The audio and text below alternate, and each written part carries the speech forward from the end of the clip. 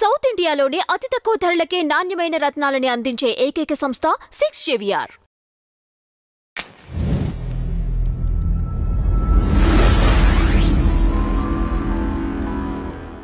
నమస్కారం గురువు గారు.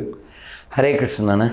కొండపైన ప్రీవియస్ మీరు ఎన్నో అవమానాలు పొందారు. ఎందుకు? ప్రశ్నించినందుకు.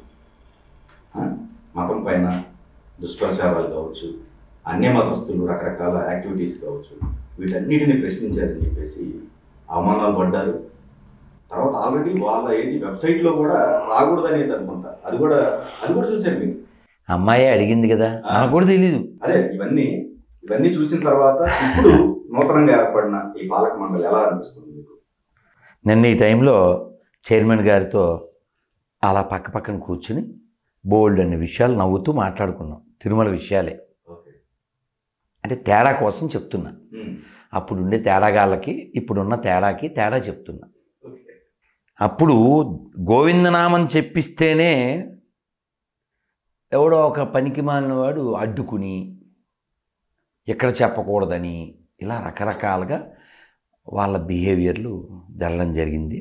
ఇంకా మనం ఎన్నో ఏళ్ల నుంచి అడిగిన ప్రశ్నలకు సమాధానం ఇప్పుడు బిఆర్ నాయుడు గారు రాగానే దొరికింది. అంటే చాలా డిమాండ్స్లో కొన్నిటికి సమాధానం దొరికింది. ఆయన ప్రధానంగా తీసుకున్నట్లయితే అన్యమతస్థులు ఎవరైతే ఉన్నారో వాళ్ళందరూ స్వచ్ఛందంగా వెళ్ళిపోయింది కదా. ఇప్పుడు ఈ డిమాండ్ ఫస్ట్ నుంచి చేస్తున్నది ఎవరు? మనం చెప్పిన వాటిల్లో కొన్ని అన్నాను కదా, ఆ కొన్నిలో మొట్టమొదటిది ఇదే. అసలు వాళ్ళు అక్కడ దాకా ఎంట్రీ ఎవరు ఇచ్చారు? ఎందుకు రాకూడదు? నాన్న అలా కాదు నాన్న.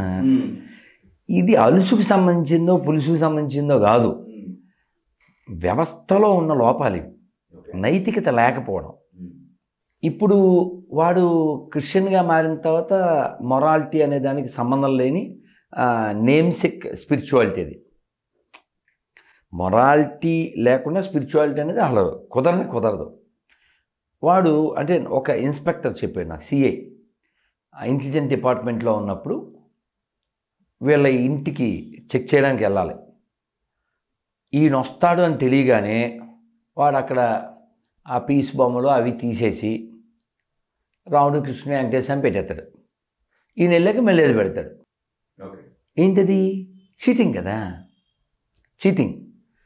ఈయన వస్తున్నట్టు వాళ్ళకి తెలియకుండానే వెళ్ళేవాళ్ళట అని చెప్పాడు. జేబులో సెలవు పెట్టుకుని ఆన్ చేసి అంతా తీసి, సార్ వీడు గొర్రె sir, is not fit for Tirumala Tirupati దేవస్థానం అని అలా వాడిని ఇంకొక వ్యవస్థకి పంపించేవారు. వీళ్ళకి ఏమిటంటే బాగుండదు, కానీ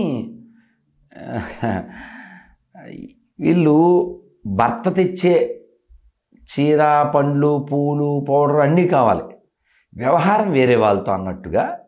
డబ్బులేమో వెంకటేశ్వరమి కావాలి, పేరు వెంకటేశ్వరరావు, సర్టిఫికెట్లో హిందూ, కింద చర్చి నడుపుతాడు, పేరు నారాయణరావు.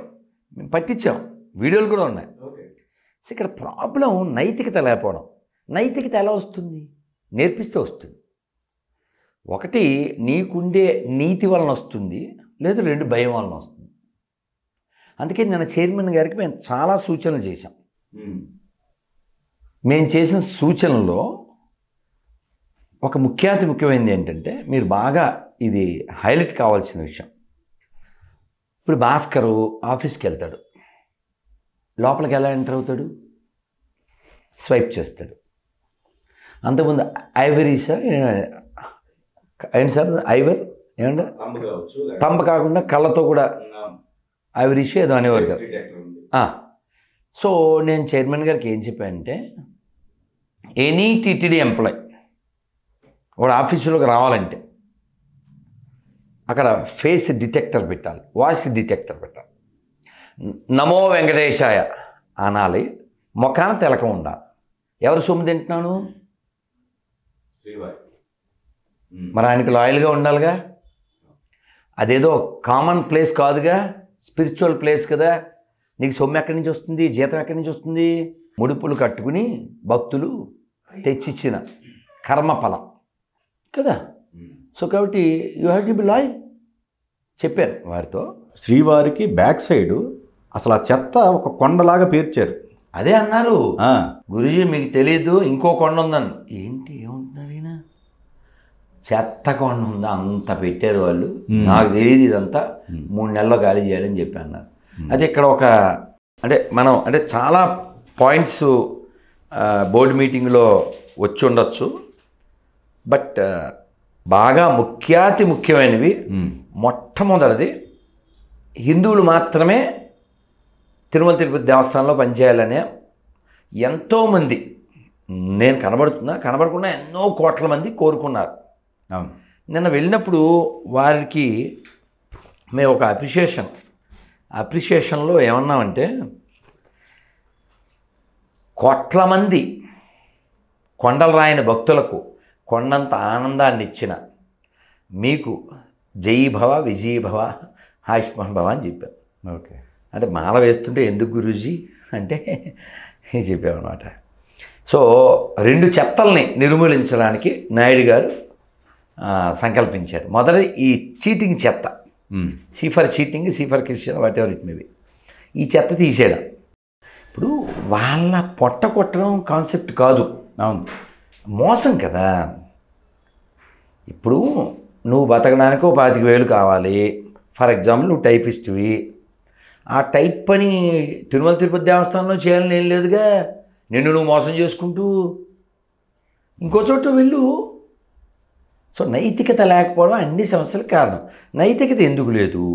నేర్పబడలేదు. మనకేం చెప్పారండి పూర్వం నుంచి? పరుల సొమ్ము పాము వంటిది. కానీ ఇప్పుడు ఎలా తయారయ్యారు వీళ్ళు? పరుల సొమ్ము పాయసం వంటిదిలా తయారయ్యారు. లేకపోతే స్వామివారి సొమ్ము తినాలి, దర్శనాలను వాడుకోవాలి, టిక్కెట్లు వాడుకోవాలి, దళారీ పంచి, ఇవన్నీ ఆలోచనలు ఎలా వస్తాయి? ఇప్పుడు దాని మీద కూడా